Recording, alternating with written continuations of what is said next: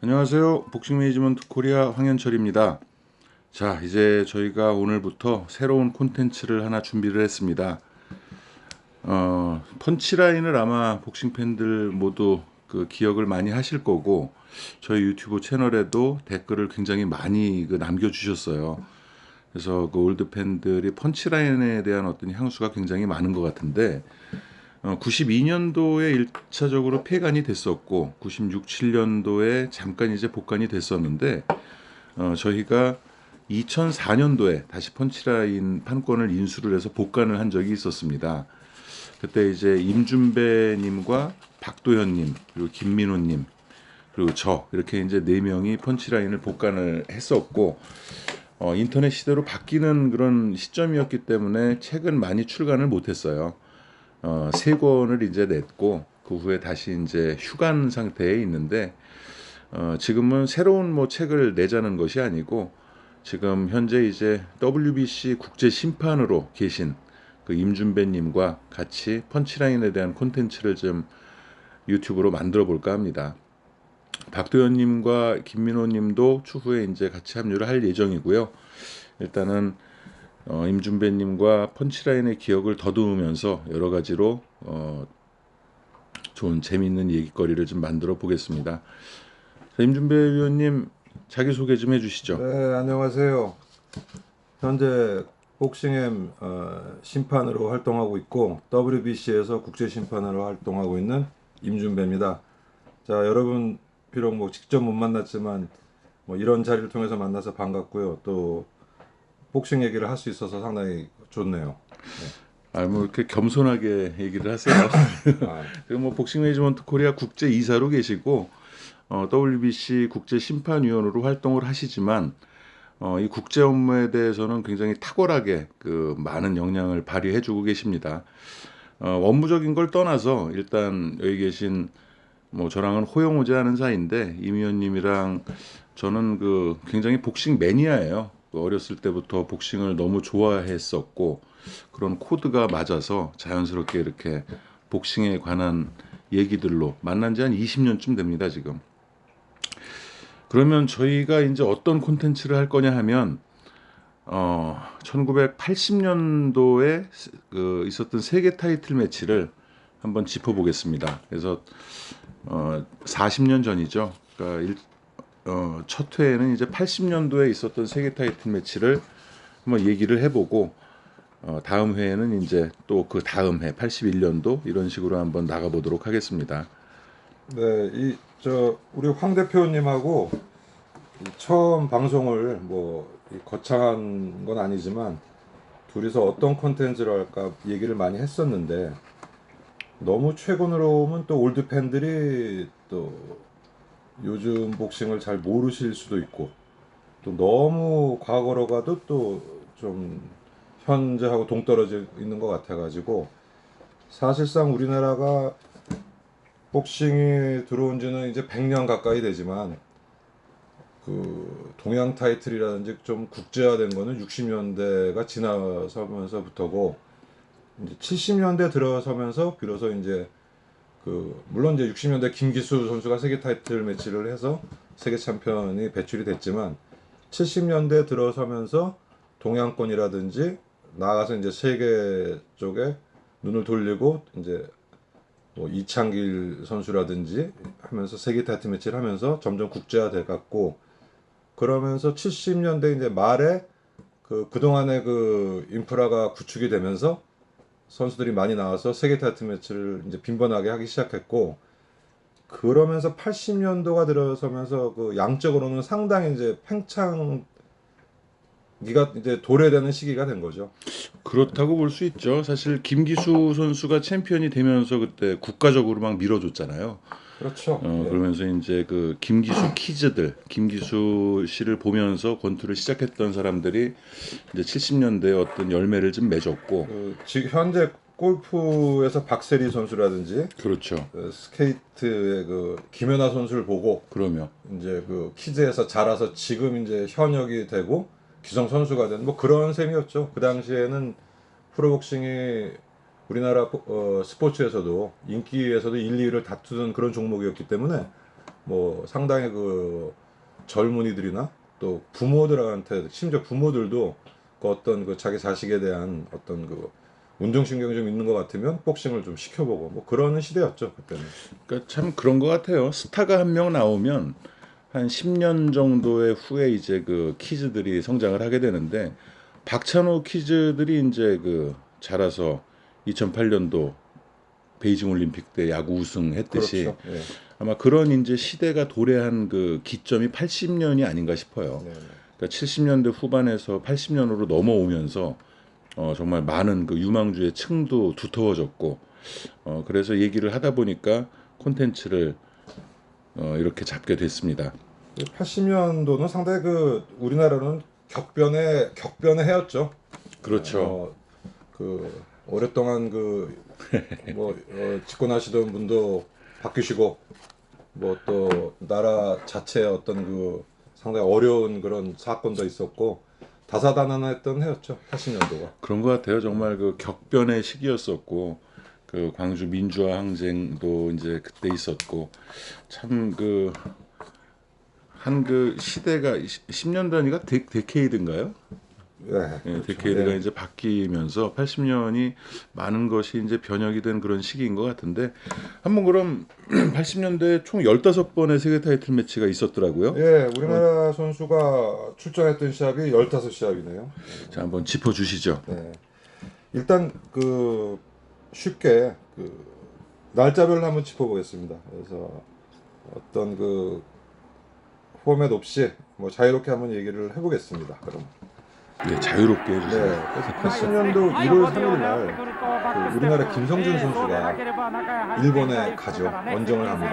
아, 그때 이제 챔피언 신분이었죠. 예. 78년 9월에 챔피언이 돼서 3차까지 방어를 한 상태였어요. 그래서 사실 그 챔피언이 된 시합은 그 보라신가 여러분들 아시지만 보라신가의 시합은 그 온 국민들에게 굉장히 강한 임팩트를 주면서 챔피언이 됐는데 실질적으로 뭐 여러 가지 문제가 있었죠. 그 매니지먼트 관계도 그랬고 감량, 고질적인 감량, 그 1차, 2차, 3차 방어전을 전부 국내에서 치렀는데 그렇게 뭐 그 좋은 성적을 못 거뒀어요. 그렇죠. 임팩트가 좀 없었어요, 네, 사실. 그 굉장히 고전 끝에 신승하는 그런 분위기로 3차 방어전을 갔고 어떤 그 김성준 선수나 그 팀으로 보면 이런 걸 좀 탈피하기 위해서 그래도 비교적 그 일본에서도 강하지 않은 걸로 여겨졌던 그 나카지마 시게오 선수를 만나서 4차 방어전을 그 새 벽국 1월 3일 날 동경에서 이제 벌어지게 되는 거죠. 참 그 아쉬웠어요. 사실 그 나카지마 시기오도 굉장히 좀 더티하게 했잖아요. 그 당시에 뭐 사실 주먹 3개로 싸웠죠. 그렇죠. 예, 머리까지 포함해서 주먹 3개로 해서 그 우리 김성준 선수가 그 중계방송 보는 분들 그 아주 유혈이 낭자해가지고 굉장히 그 안타깝고 차라리 그냥 중간에 끝났으면 하는 그런 심정까지 들게 했던 시합이죠. 뭐 분명히 진시합은 맞아요. 진시합은 맞는데 어쨌든 그 국민적 공분을 좀 일으켰던 나카지마의 플레이가 좀 그랬던 거 기억이 납니다. 사실 나카지마 시게오도 그 세계 챔피언 클래스는 아니었고 그렇죠. 뭐그 전에 아마추어 자유대 소속으로 아마추어 생활을 했고 이번에 김치복 선수였던가요? 이 친구 한 번 있었고 사실상 뭐 이제 갓 10라운드 보이가 된 그 정도 선수였는데 김한진 선수한테는 졌어요. 네, 타이틀에서. 김한진 선수한테는 지고 김치복 선수와는 이제 무승부 8라운드 무승부 10라운드 무승부 8라운드 무승부. 8라운드 무승부였죠. 그랬던 선수인데 그 뭐 너무 그 상대를 얕잡아 봤든지 아니면 하여간 대책이 없었어요. 뭐 거꾸로 얘기하면 이제 나카지마 측에서 김성준 선수를 완전히 파악을 했죠. 네. 그것도 홈링의 이점까지 있는 상태였기 때문에 어쨌든 그 정말 그 투지 넘치게 싸우긴 했지만 이기기는 어려운 그런 시합이었습니다. 뭐 나카지마 선수도 그렇게 뭐 강한 챔피언은 아니어서 1월에 챔피언이 되고 3월에 바로 그 유명한 힐라리오 사파탄 선수에게 타이틀을 내주게 되죠. 그렇죠. 그래서 김성준 선수가 타이틀을 이제 상실하면서 트리오 챔피언 시대에서 네. 2명만 남게 됩니다. 그렇죠. 이제 그 우리 박찬희 선수하고 김상현 선수가 김상현 남았죠. 선수만 이제 남게 됐죠. 어쨌든 그 우리나라에서 최초로 그 세계 챔피언을 트리오 시대를 그 첫 바다를 김성준 선수가 그렇죠. 끊었잖아요. 김성준 선수를 필두로 해서 그 3개월 후에 김상현, 뭐 또 박찬희 김상현 이렇게 선수. 해서 처음으로 우리나라 뭐 복싱상 처음으로 세계 챔피언 3명을 보유하는 그런 뭐 쾌거였죠. 그 당시에는. 그렇죠. 네. 그리고 이제 1월 3일에 김성준 선수가 졌고 27일에 그 김용현 선수가 구식겐 요코에게 이제 도전을 하러 오사카로 갑니다. 구식겐 요코와의 시합이었는데 그 당시에 구식겐 요코는 사실상 뭐 이 체급에서는 거의 무적이라고 불렸기 때문에 최강이었죠. 예, 뭐 처음부터 그렇게 승산을 기대한 사람들은 없었습니다. 그런데도 불구하고 굉장히 잘 싸웠던 기억이 김용현 나요. 선수가 경기 종반에는 90견이 좀 몰리는 장면도 있고 그렇죠. 예상보다는 상당히 그 선전을 했던 시합이었죠. 그래서 그 참 아쉬웠던 그런 기억이 나는데 차라리 나카지마 시게오와 김용현 선수가 좀 했으면 어떨까 그런 생각도 좀 들었었어요. 뭐 그럴 수도 있고 이 당시에 이제 우리 김태식 선수가 구식겐 요코와의 그 대전설이 계속 많았죠. 나왔는데 구식겐 요코가 기피한다, 뭐 김태식을 그 두려워해서 기피한다는 그런 설도 있긴 했는데 확인된 겁니까? 뭐 확인은 안 됐습니다. 그 우리 쪽 주장이었기 때문에. 그래서 나중에 나오겠지만 김태익 선수는 뭐 체급을 플라이로 올리고 뭐 아주 좋은 또 쾌거를 이루죠. 그렇죠. 며칠 안 남았습니다. 그 후에 이제 김태익 선수가 곧 챔피언이 되는데, 그 다음 달인 2월달에 이제 챔피언을 획득하게 되고. 그렇죠. 이때 1, 2월에 타이틀 매치가 굉장히 많았네요. 많았어요. 그래서 2월 1일 날은 그 우리나라 이승훈 선수가 그 19세의 나이로 그 베네수엘라로 원정을 가가지고 그 WBC에서 새로 이제 신설을 했죠. 슈퍼플라이 플라이급과 반탐급 사이에 슈퍼플라이급을 신설을 했는데 일단 그 시트 하나를 뭐 베네수엘라인 라파엘 오르노 선수에게 주고 우리나라 이승훈 선수를 그 상대로 지명을 해가지고 결정전을 치르는데 사실 오르노 선수도 뭐 우리나라에 그렇게 알려져 있지가 않았고 거의 그때는 뭐, 전혀 그 미지의 존재였고 그렇죠. 이승훈 선수도 그 당시에 뭐 어떤 기성 선수 중에는 그렇게 그 인지도가 높지가 않았었어요. 사실 그 경기에 이제 그 김성준 선수를 이때가 아닌가? 김성준 선수가 오르노한테 도전하기 위해서 한번 이승훈 선수 김철호 선수랑 착각을 했네요. 제가. 김철호 맞습니다. 김철호 선수와 이제 그 스파링을 해서 김철호 선수가 갔었는데 이 경기는 아니었고요. 그 후의 얘기고요. 헷갈리네요. 그래서 이 경기는 뭐 그 2대1 판정이 나왔는데 사실상 뭐 15라운드 내내 그냥 쫓아다니다가 범전으로 끝났어요. 그때 녹화 중계를 했던 거를 저도 그 풀로 기억은 잘 안 나고 그냥 밋밋한 승부였던 것 같은데 이 당시에는 거의 2대1 판정이지 않았나요? 그렇죠. 아무래도 그 지금하고는 그 심판 시스템이 틀려서 그 주심도 채점을 하기 때문에 그 챔피언과 도전자가 시합을 하면 챔피언 측 부심 하나, 그렇죠. 도전자 측 부심 하나, 그리고 주심까지 해서 3명의 점수를 줬는데 대개 주심은 챔피언 쪽 편이라고 봐야 되겠죠. 챔피언 쪽이 지명을 하니까. 그러니까 사실상 삼심제긴 했어도 거의 그 주심이 어떤 승부의 키를 쥐고 있었다고 볼 수 있었어요. 사실 이 당시에 2대1 판정은 지금하고는 좀 의미가 틀려요. 그냥 2대1은 보통 볼 수 있습니다. 보통 2대1이 많이 나왔죠. 그럼에도 박찬희 선수가 미겔 칸토에게 3대0 판정승을 거둔 거는 정말 대단한 일이었어요. 뭐 누가 봐도 완승이었죠. 그렇죠. 그 전혀 예상치 못한 아주 완승이었죠. 자, 얘기를 하다 보니까 이제 9일 후에 2월 10일에 박찬희 선수가 그 아르넬 아르솔이랑 4차 방어전을 이제 갖게 되거든요. 이에 2월 달에 세계 타이틀 매치가 3번 있었습니다. 그렇죠. 그러니까 매주 있었죠, 매주. 정말 4번이에요. 김상현 선수까지. 그러니까 김상현 그러니까 2월에 이승훈 선수의 그 원정 경기를 빼고 국내에서만 3개가 있습니다. 매주 있었죠, 매주. 정말 복싱 팬들로서는 행복한 그런 그 시기였습니다. 그럼요.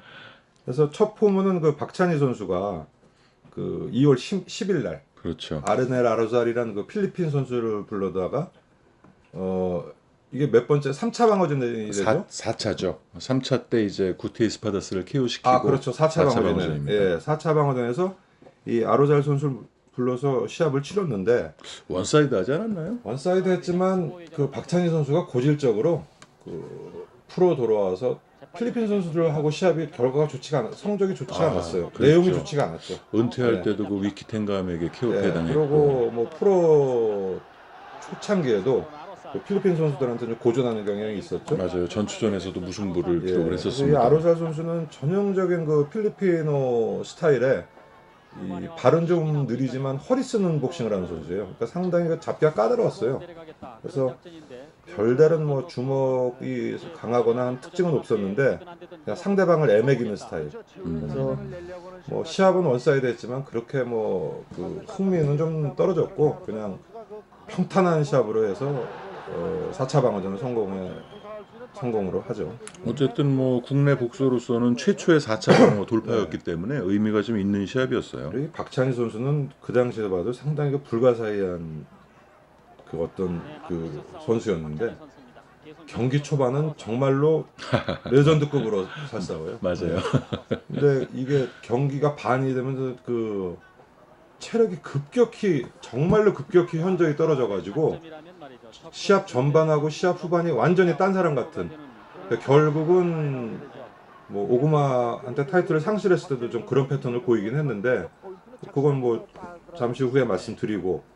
그래서 그 이제 후일에 많은 그 전문가들이 얘기하기를 박찬희 선수가 12라운드 세계 타이틀 매치 때 선수 생활을 했다면 훨씬 더 장수하지 않았겠느냐 이제 이런 그 얘기도 많이 했었습니다. 그렇죠. 그거는 다 가설이고 만약이고 그렇죠. 뭐 그런 식으로 따지면 지금 선수 중에 15라운드였으면 세계 챔피언 되고 롱런했을 선수도 있는 거니까 맞습니다. 그 당시에 모든 걸 갖다가 대입을 해야겠죠. 자, 그리고 2월 17일 날 이제 그 지금까지도 너무나 그 유명한 시합인 우리 김태식 선수의 그 세계 타이틀 야, 획득 시합이 벌어집니다. 대한민국을 뒤집어 놨죠 그때. 그래서 그 상대인 루이스 이바라는 그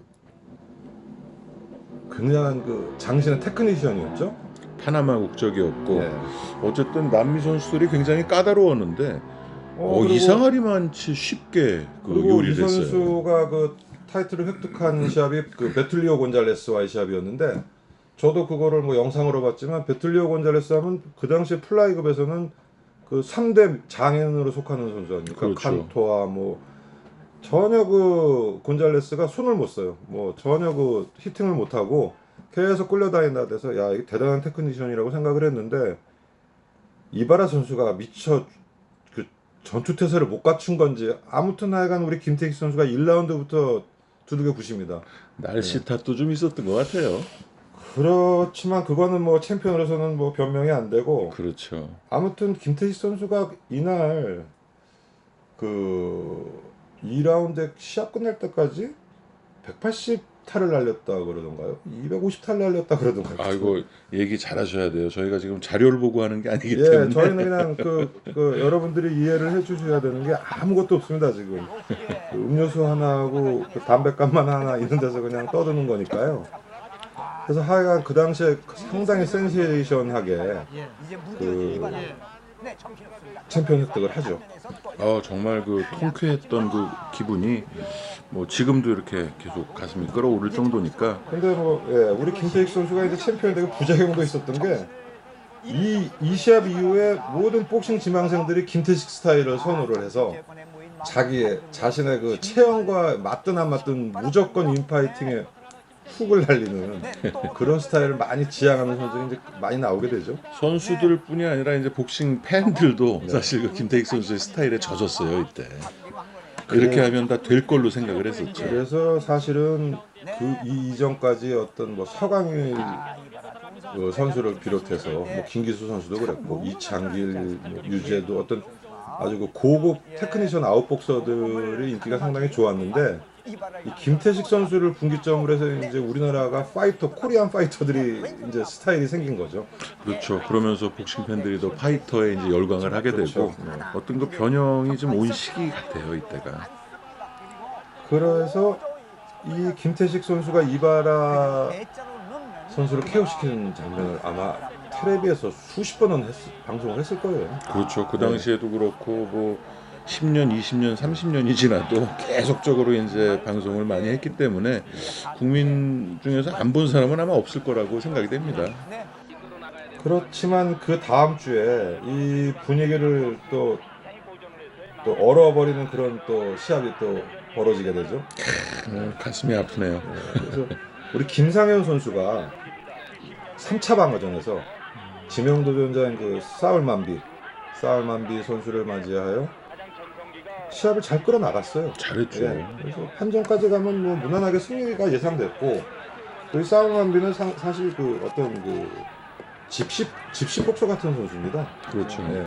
그래서 뭐 전 세계 이 이전 시합에서 그 뭐 드란하고도 시합을 해서 판정패를 했고 태국의 원정 가서 그 유명한 사인상 무왕수린에게도 상당히 선전을 했고 까다롭긴 했지만 뭐 주먹이 세다거나 이런 것도 없고 특별한 특징이 없고 또 나이가 많았어요 그 당시에. 맞아요. 예. 그렇기 때문에 사실 이 당시에 김상현 선수 그 지명도전자로 에스테반 헤수스 그 두란과 3차전을 벌였던 에스테반 헤수스가 거론이 됐는데 위험했죠. 에스테반 헤수스가 방향을 WBC에서 WBA 쪽으로 선회를 하면서 사울만비가 이제 top 컨텐더로 올라오면서 지명 방어전을 하게 된 거죠.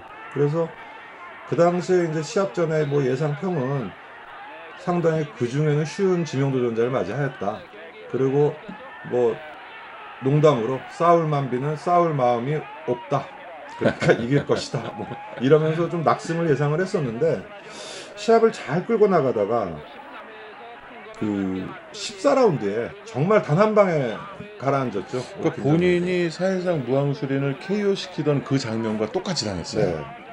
그래서 사실 그 김상현 선수는 어떻게 보면은 그 일단 그 본거지가 그 서울이 아니고 뭐 부산이고 당시에 이제 중앙 무대에서 시합도 별로 없었고 또 주니어 웰터 지금 슈퍼라이트라는 그 체급의 어떤 그 핸디캡 때문에 그렇게 인정을 못 받고 또 사실 김상현 하면은 사실 뇌리에 많이 박힌 거는 그 아론 프라이에게 압살당하던 그렇죠. 예 그게 그 임팩트가 굉장히 강해가지고 상대적으로 이렇게 높은 평가를 못 받지만 그 당시에 우리나라 그 슈퍼라이트 선수로는 정말 발군의 테크닉을 가졌고 그 주먹도 상당히 묵직했었습니다. 그 레프트 카운터는 정말 대단했어요. 그 세계적인 수준이라고 볼 수가 있는데 사실 그 피츠로이 90피와의 방어전도 그렇고 또 일본에서 요가이를 KO 시키던 그런 모습 때문에 정말 만비에게는 낙승을 기대하는 분위기였거든요. 그렇죠. 네. 근데 김태식 선수의 그 정말 쾌거가 있고 나서 불과 일주일이 채 되기 전에 김상현 선수가 타이틀을 날려버리고 말았습니다. 그래서 이후에 만비와의 뭐 재시합도 추진을 하고 했지만 결국은 뭐 성사되지 않았고 뭐 급기야는 이제 미국 원정으로 날아가서 최전성기를 누리던 아론 프라이에게 예, 아침 위성 중계를 보고 휴일 아침에 아주 씁쓸했던 그런 기억이 있습니다. 그 만비가 김상현 선수의 도전을 회피했다는 그런 그 설이 있었는데 예. 그건 진짜 같아요. 계속적으로 당했었거든요, 이날도. 회피했다기보다는 그 부를 이유가 없었겠죠. 그 대응을 안 한 거죠. 어차피 탑 컨텐더기 때문에 뭐 옵션도 없었고. 그렇죠. 예, 해서 뭐 굳이 만비로서는 뭐 필요성을 느끼질 않은 거죠, 김상현 선수. 미국에서 불러봐야 뭐 큰 돈이 되는 시합도 아닐 오히려 거고. 그 어차피 뉴욕을 본거지를 했기 때문에 그쪽에서 뭐 그 당시에 그 실제로도 그랬어요. 뭐 레리 홈즈라든지 세계 헤비급 타이틀 매치 언더카드로 자주 나갔죠. 예, 자주 나갔죠. 그 방어전을 거의 다 그런 언더카드로 하고 이제 이따금 인도네시아라든지 토마스 아메리코라든가. 예, 그리고 그 아프리카 느와파라든지 전혀 그 세계적인 무명 선수와 뭐 돈벌이를 하고 아메리코 시합에서 상당하게 파이트 머니를 많이 받은 걸로 알고 있어요. 인도네시아에. 그래서 그런 식으로 해가지고 나름은 뭐 롱런까지는 안 해도 꽤 방어전을 많이 치렀죠. 그러고 이제 2월 달은 그러면서 지나가고 봄이 오는 4월 달에 와서 우리 박찬희 선수가 그 모라레스 선수와 또다시 방어전을 치릅니다. 그래서 이 당시에 사실 우려가 나왔던 것이 보통 그 당시에 세계 타이틀 매치라 하면 6개월, 5개월에서 6개월 뭐 조금 짧게 한 4개월 정도의 어떤 그 텀으로 방어전을 하였는데 박찬희 선수는 지금 2월 10일 날 방어전을 하고 4월 13일 날 불과 2달 만에 다시 방어전에 나서게 됩니다. 그러니까 79년 12월 16일에도 했어요. 에스파다스랑 하고 그렇죠. 거의 2달 텀으로 했는데 이게 문제가 아니고 이 모랄레스와의 시합을 할 때 이미 5월 달에 오구마와의 시합을 계약을 해버린 네. 거예요.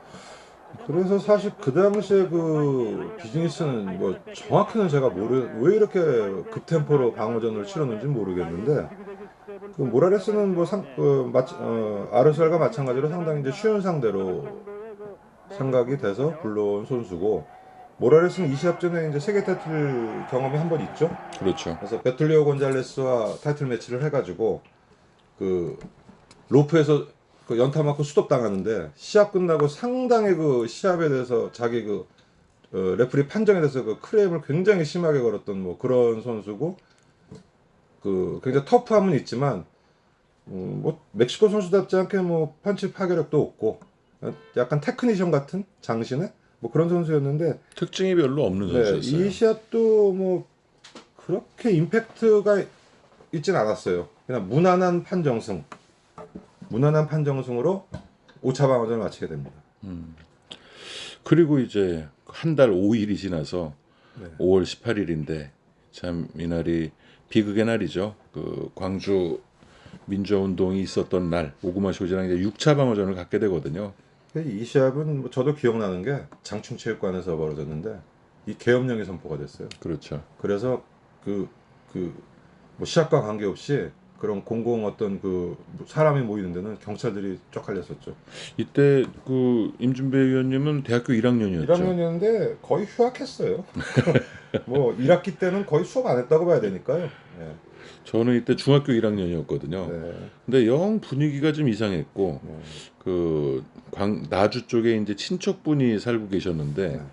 이 하루인가 전부터 이제 연락이 안 되더라고요. 그러더니 이제 일이 터졌던 그런 기억이 납니다. 그래서 뭐 지나간 얘기지만 이 당시에는 그 신문이 나오면 그 계엄사령부에서 검열을 해가지고 삭제가 되면은 그냥 백지로 나오죠. 극한은. 네, 극한이 그냥 백지로 나서 동아일보 같은 경우는 뭐 일면 전체가 다 백지로 나오는 경우도 있었고. 참 무식했던 시절이에요. 네, 그래서 뭐 지금 뭐 여기서 정치 얘기를 할 건 아니지만 상당히 그 공포의 시절이었습니다. 그러면서 사실 그 정권이 그러면서 어떤 그 국민들의 그 어떤 시선이라든지 관심을 좀 정치에서 좀 뭐라 그럴까? 정치에서 좀 이탈시킨다 그럴까? 그래서 국풍이라든지 또 국민적인 축제, 그 다음에 뭐 해외여행 자율화, 그리고 뭐 프로야구, 프로스포츠 활성화 했기 때문에 사실상 뭐 볼거리, 놀거리는 상당히 많아졌는데 뭐 정치적으로는 또 굉장히 또 나름대로 그 아픔의 시기였죠. 그렇다고 봐야죠. 사실 역사적으로 놓고 생각을 했을 때 이날 박찬희 선수가 이겼더라도 참 어색했을 것 같아요. 그렇기도 하고 이날 그 일본 관계자들은 후에 들은 얘기지만 시합 전부터 그 경찰들이 그 포진을 하고 있고 상당히 공포감에서 시합을 했고 그랬을 거예요. 그리고 뭐 여러분도 아시겠지만 박찬희 선수가 그 바디 맞고 다운되지 않습니까? 오고 막 급한 마음에 막 거의 매다 꽂고 그 관중들이 막 그 또 굉장히 그 항의를 심하게 해서 오구마 쪽은 굉장히 신변의 위협을 느낄 정도로 시합장 분위기도 험악했고 뭐 우리나라 국민 입장에서는 기분 더러웠죠. 아 그렇죠. 네. 또 일본 선수에게 또 홈링에서 저렇게 당하긴 했는데 그리고 오구마는 뭐 그 전까지도 이미 뭐 우리 팬들한테는 많이 알려졌던 선수예요. 물론 세계 챔피언도 역임을 했지만 이 뭐 칸토와의 3차전, 베틀리오 곤잘레스 네 번을 4차전, 했죠. 그렇죠. 뭐 전부 지고 뭐 알폰소 로페즈한테도 지고 거의 이제 뭐 이거 마지막이다 은퇴다 뭐 이러고 왔던 선수인데 박찬희 같은 그 희대 테크니션이 그 오구마가 사실 뭐 그 주먹은 좀 있지만 발도 느리고 그런 선수인데 이 선수한테 그렇게 무참하게 지리라고는 아무도 예상을 못했었죠. 정상적인 상태에서 붙었다면 모르겠어요. 하지만 이때 너무 혹사를 당했을 시점이었고 예, 뭐 시합 후에 이제 나중에 후일담으로 나온 얘기가 리뷰가 되는 거죠. 너무 이 페이스였다. 뭐 그렇지만 뭐 이미 물은 엎질러졌고 그래서 이제 이후에 그 박찬희 선수는 오그마 쇼츠에게 이제 그 리턴 매치로 다시 한번 뭐 챔피언의 그 꿈을 키워보지만 뭐 나중에 말씀드리겠지만 뭐 그것도 여의치 않게 되죠. 그렇죠. 어쨌든 이때의 기억은 좀 암울합니다. 그리고 이제 6월 7일에 네. 그 일라리오 사파타가 처음이 아니었죠. 이전에 한번 논타이틀로 왔었고 그 사파타 선수는 70년대 그 김하- 카라스키와가 그 우리나라의 황복수 황복수 선수랑 선수하고 할 때 논타이틀을 할 때 김영환 선수, 김영환 선수랑 김영환 했었죠. 선수하고 했는데 정말 희한했죠. 거의 그렇죠. 뭐 메뚜기라는 별명이 딱 팔다리가 맞았어요. 어떻게 저렇게 길고 어떻게 라이트 플레이에서 정신장애 나올까 그런 선수였는데 우리나라에 올 때만 해도 뭐 카라스키와의 스파링 파트너 겸으로 와서 이제 막 그 그린보이였죠. 막 이제 시작해서 하는 선수였는데 그 아까 앞서 얘기한 나카지마 시케오가 우리나라 김성준 선수를 1월달에 이기고 챔피언이 되고 그 타이틀을 3월달에 바로 이 사파타가 뺏어옵니다. 그렇죠. 그래서 첫 방어전으로 지금 한국에 네. 와서 김치복 선수와 이제 맞서게 됐는데 이 시합도 참 김치복 선수로서는 정말 한계 없는 그런 시합이 그 돼버렸어요. 김치복 선수는 아마추어에서는 상당히 그 좋은 실적을 갖고 있었는데 대단했죠. 뭐 결론적으로 말씀드리면 너무 프로에서 그뭐 세계도전이 빨랐다고 할까? 좀 너무 서두르 물론 뭐 나이에 대한 뭐 조급함도 있었겠지만 너무 서두른 거 같고 정말로 우리나라 선수가 세계 타이틀 매치 벌린 중에 정말 한 것 없는 시합 중에 뭐 베스트에 손꼽히는 시합 중에 한 시합이 되겠죠. 뭐 일라리오 사파타와의 어떤 상성이 안 맞아서 그런 거 있을 수도 있는데 또 사파타 기량 또한 대단했었어요. 그 당시만 해도 뭐 사파타가 저런 선수가 얼마나 가겠나 했는데 결과적으로는 사파타도 그 라이트 플라이에서는 거의 레전드급으로 뭐 나중에는 평가가 되게 되죠. 그렇죠. 장정구 선수가 아니었다면 그렇게 이기기는 힘든 그런 그렇죠. 선수로 볼 수 뭐 있습니다.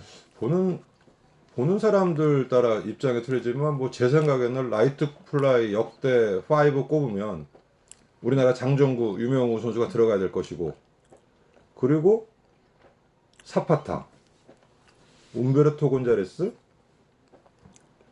90겐 욕구 물론 뭐 사람들 따라 생각이 틀리고 거기에 뭐 마이클 카바레라든지 뭐 몇 명이 또 언저리에 있고 뭐 로센도 알바레스도 있었고 로센도 알바레스는 미니멈이 더 예, 어울리고요. 그리고 뭐 리카르도 로페즈도 사실은 미니멈 쪽으로 쳐야 되기 때문에 그렇죠. 제외하고 나면 요즘에는 그 호레 아르세를 많이 치더라고요. 아르세도 들어가죠. 근데 어쨌든 그 아주 그 사파타는 파나마 그 전형적인 파나마 스타일의 아주 그 상당히 뭐 시합을 보고 있으면 재밌습니다. 뭐 케어 펀치는 없었지만 뭐 상당히 뭐 흥미있는 시합을 많이 했었죠. 주니어 플라이급에서는 어쨌든 그 탑 상위 클래스에 속하는 선수였어요. 뭐 베스트 7 정도에는 뭐 분명히 들어가는 선수입니다. 그렇죠.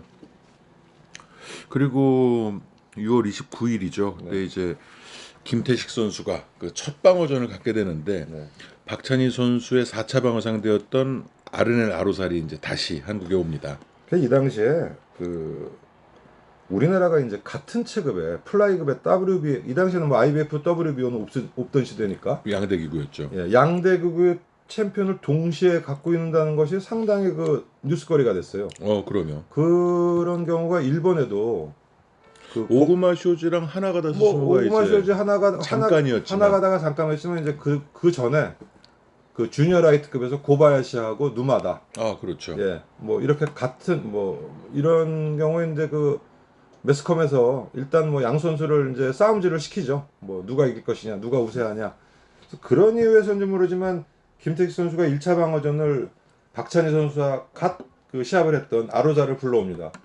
근데 이 시합은 박찬희 선수보다 더 지지분이 나는 시합이 됐어요.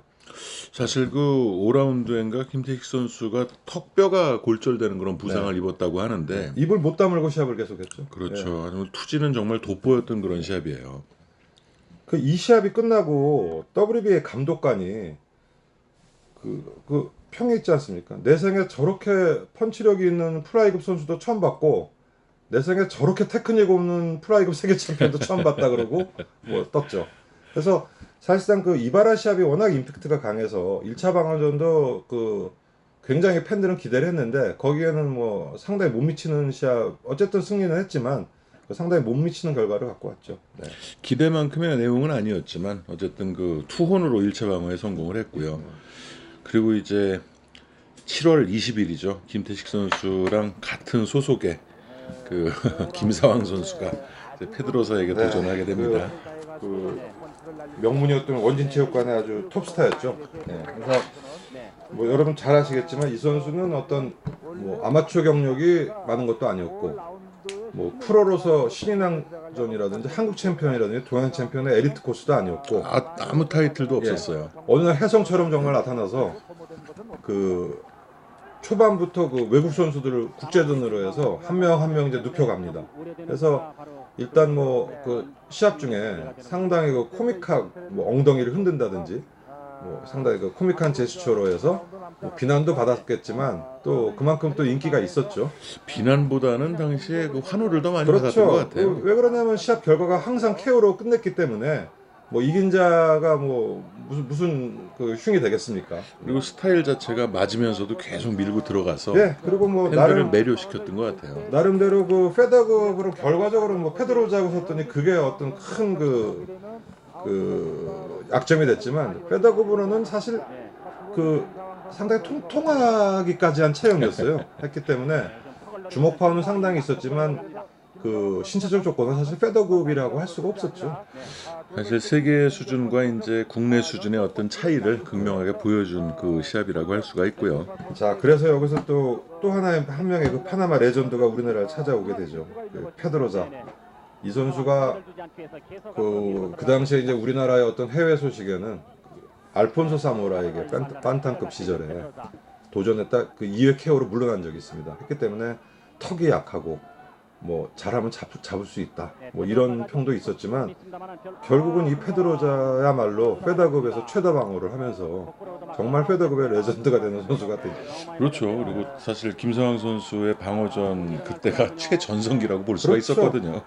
그 뭐 후에는 어떤 그 노련함으로 이겼지만 그 6, 7, 8, 9, 10차까지 정도 방어전은 거의 KO로 마무리를 지었고 최전성기 때 아주 더운 여름날 한국을 찾아온 것이죠. 그래서 정말 아주 악평을 하자면 진짜 주먹 한 번 못 맞히고 KO가 되는 그런 결과를 낳게 됐죠.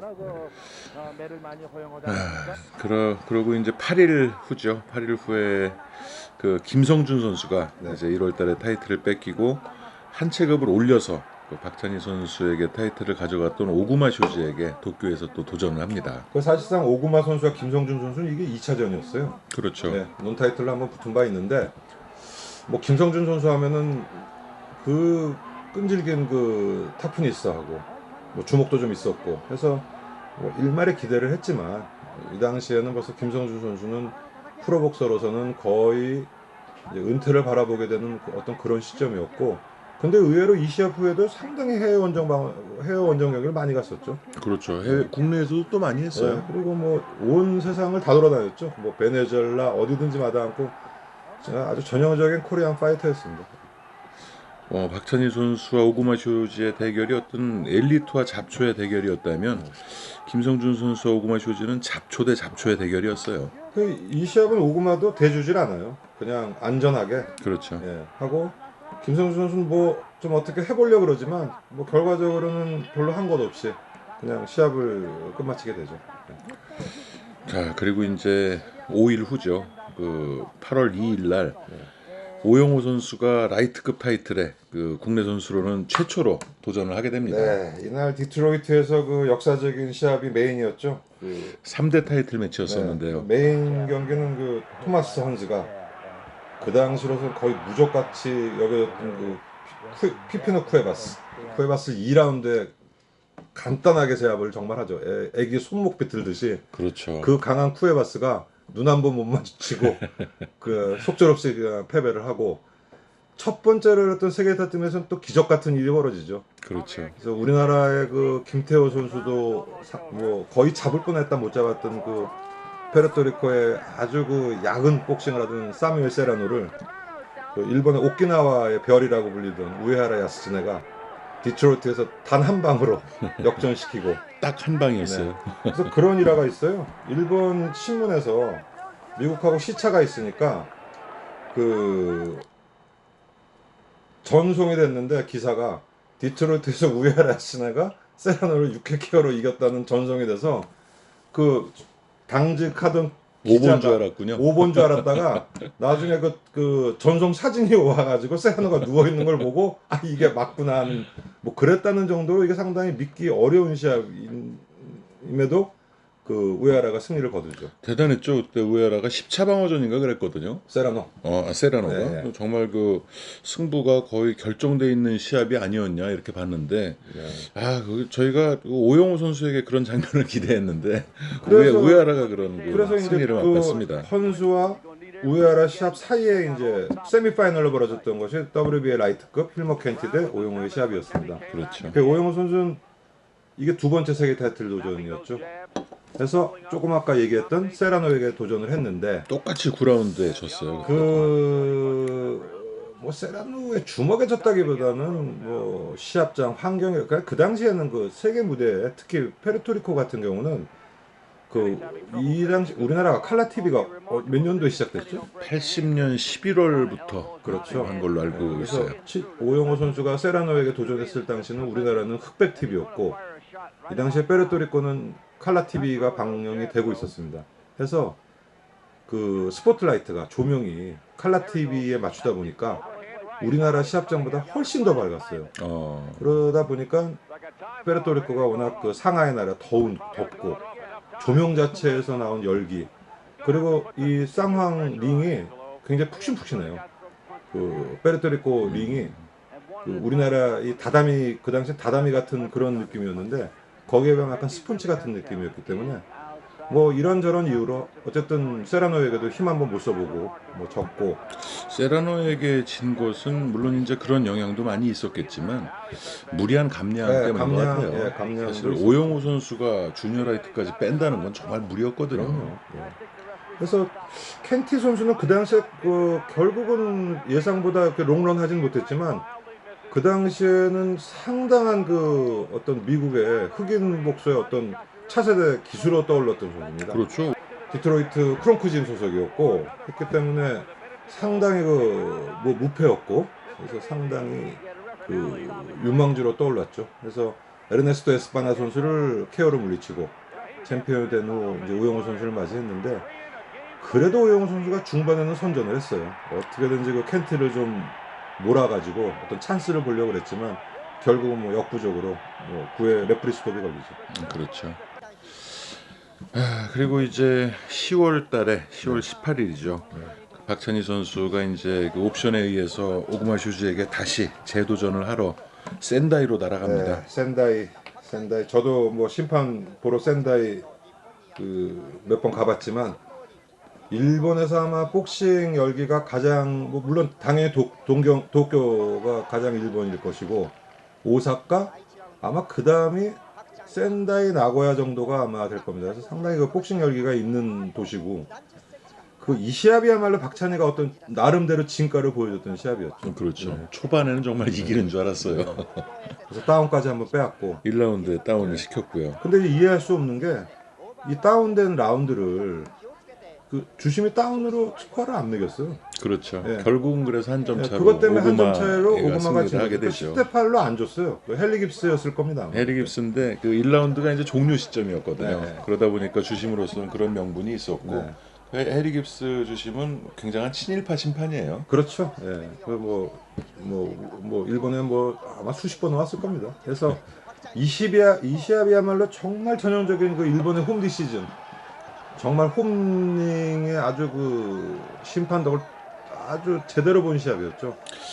그래도 후반에 한두 라운드 정도만 좀 힘을 내줬다면은 그런 장난을 치기가 어려웠을 텐데. 아까 말씀드린 대로 아쉬워요. 이 박찬희 선수가 이 초반과 후반이 너무 이게 이 템포가 틀리기 때문에 마지막만 좀 버텨줬으면 뭐 적재였어도 이길 수도 있지 않았을까 하는 생각도 들지만 어쨌든 이 두 선수는 이렇게 해서 다시 그 다음에 3차전으로 또 넘어가게 되죠. 그렇죠. 이 경기에서의 그 제소가 이제 받아들여졌기 때문에 네.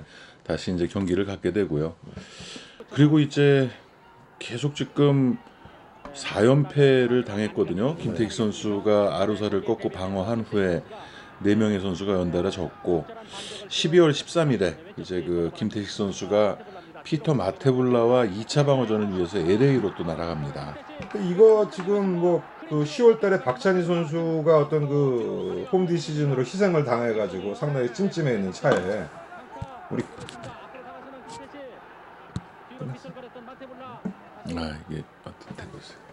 그 우리 김태식 선수가 이제 이 그 앞 지금 뭐 우리 저 황 대표님이 말씀하신 그 앞 선수들의 어떤 복수를 그 로스앤젤레스에서 하지 않을까 하는 기대를 갖게 했던 시합이었고, 아시겠지만 그 LA는 뭐 우리나라 교포가 무지하게 많습니다. 사실 뭐 네. 제2의 홈링이라고 볼 그래서 수 있죠. 뭐 시합 다 보신 분들도 영상으로 보셨겠지만 거의 뭐 국내린 같은 분위기였어요. 관중이 뭐 한 70% 정도는 우리 대한민국 그 교포들이었던 것 같고, 사실 이 마테브라 선수는 뭐 지명도 전자로 올라왔지만 그 당시에 어떤 WBA가 그 흑백 정책에 대한 어떤 그것 때문에 그 WBA에서 남아공을 축출하기 전까지 그 상당히 그 WBA에서는 남아공이 그 입김이 셌죠. 공을 좀 많이 들였죠. 예, 그때. 그렇기도 하고 뭐 헤비급이라든지 게리 코에치라든지. 남아공 선수가 좀 관여된 체급에서는 상당히 그 메리트를 많이 줬었죠. 그래서 뭐 그 지명도 전자는 나섰지만 제가 이게 전적이 기억이 안 나는데 한 24승 중에 한 5KO 있었나요? 주먹은 굉장히 없었던 걸로 저도 그 기억나요. 테크니션이었고, 또 사실 이 시합이 남아공 바깥의 첫 시합이에요. 전부 다 남아공에서만 했었고, 이 시합 전에 아마 국내 타이틀 매치인가 논 타이틀에서 또 TKO를 당한 적도 있고, 그래서 이거는 뭐 지명도 전자래도 차라리 김태익 선수는 이 시합 다음에 라시아르라는 선수를 사실 걱정을 했던 때입니다. 분위기가 그랬었죠. 산토스 라시아, 나중에 우리나라 신입 선수를 그 일례 보낸 그 선수가 다음 도전자 물망에 오르고 있었기 때문에 이 선수는 사실 안중에도 없었어요. 그리고 실제로 시합에서도 굉장히 잘 싸웠습니다. 그런데 판정은 정말 또 이상하게 나왔죠. 네. 그래서 아쉬웠어요. 정말 잘 싸웠거든요. 예, 잘 싸웠어요. 그리고 지금 다시 봐도 졌다고는 할 수가 없어요. 그렇죠. 진시합은 결코 아니고. 그리고 이것이 챔피언이었는데요. 이것이 남아공에서 했으면 또 몰라도 뭐 로스앤젤레스는 제3국이지 않습니까? 그런데 하여간 그 어떤 이 심판진의 어떤 그 농간이라 그러긴 좀 그렇고, 아무튼 하여간 그 좀 억울한 판정패를 당했습니다. 보이지 않는 힘이 좀 작용을 했던 것 같은데 어쨌든 김태식 선수마저 타이틀을 날리면서 이제 국내 복싱이 1년 전만 해도 트리오 챔피언 시대였는데 네. 무관이 되고 말았어요. 사실 뭐 김상현 선수는 어떤 체급의 한계 때문에 아주 롱런하리라고는 좀 예상을 안 했고, 박찬희 선수나 김태익 선수는 상당히 롱런을 할 수 있을 어떤 그 여건이 갖춰진 선수라고 생각을 했는데, 그렇죠. 뜻하지 않은 예상치 못한 시합에서 전부 패배를 하고, 그 78년 9년부터 어떤 세계 챔피언이 연속적으로 배출을 했다가 마침내 이제 그 연말에 노 챔피언국으로 다시 또 되고 말죠. 참 아쉬운 게 이때 그러니까 4명의 챔피언이 80년도에만 타이틀을 다 잃었어요. 네. 그리고 7명의 도전자가 도전을 했는데 한 명도 성공을 하지 못했고. 이게 근데 뭐 좀 우스갯소리로 따지면 이게 무슨 어떤 그 연쇄반응 같아요. 일본도 한동안 세계 챔피언 뭐 4명 5명 보유하다가 70년대 어느 해안가는 싹 잃어버려요. 그렇죠. 네. 그 75년도에도 그랬어요. 그 연초에 이제 4명의 세계 챔피언이 있었는데 이제 그때 그 해가 이제 유재두 선수가 이제 와지마를 KO 시킬 때였는데 다 잃고 가스 이시마스 하나 남게 되는 또 그런 상황도 오고 그럴 때가 있는 것 70년대 같아요. 초반에도 같은 해 그 페더급의 사이조 쇼조, 그다음에 주니어 라이트급의 누마다, 고바야시가 연속적으로 타이틀 전부 잃어가지고 그렇죠. 또 노 챔피언이 됐는데, 일본도 그렇고 한국도 그렇고 그 당시에는 노 챔피언이 되면 또 어디선가 또 반드시 스타가 또 나오게 되고, 우리나라도 뭐 다음에 또 말씀드리겠지만 그 다음에 초에 전혀 예상치 못한 선수가 또 세계 타이틀을 따게 되죠. 자, 그럼 이제 이 다음 해의 얘기는 다음 시간에 81년도로 한번 넘어가 보겠습니다. 자, 뭐 얘기하다 보니까 50분이 네, 지났네요. 뭐 주절주절 하다 보니까 그렇게 됐고 뭐 아무 자료도 없이 그냥 기억만 더듬어서 하다 보니까 혹시 뭐 잘못된 부분이 있을 수도 있겠으니까 뭐 들으신 분 중에 뭔가 뭐 잘못된 것이 있으면 지적해 주시면 감사하겠습니다. 자, 저희는 뭐 이게 어떤 저희끼리 그냥 그 떠드는 토크쇼 분위기예요. 그러니까 쇼도 아니고 그냥 복싱 좋아하는 네. 그 사람끼리 얘기하는 거고 여기 같이 이렇게 얘기하시고 싶은 분이 있다면 언제든 환영입니다. 뭐 댓글로 남겨주셔도 되고 뭐 이메일이나 뭐 전화로 연락을 주셔도 좋습니다. 같이 만나서 얘기 나누실 수 있는 기회가 있으니까 참여하고 싶으신 분들은 언제든 연락 주십시오. 네, 그리고 뭐 참고로 지금 뭐 우리 박찬일 선배님, 김태식 선배님, 김상현 선배님 현재까지도 뭐 그 종사하시는 거는 좀 차이가 있지만 뭐 전부 건강하게 뭐 잘들 계신다는 근황을 말씀드리겠습니다. 네, 자, 오늘은 여기까지 하겠습니다. 끝까지 함께 해주셔서 감사합니다. 네 감사합니다.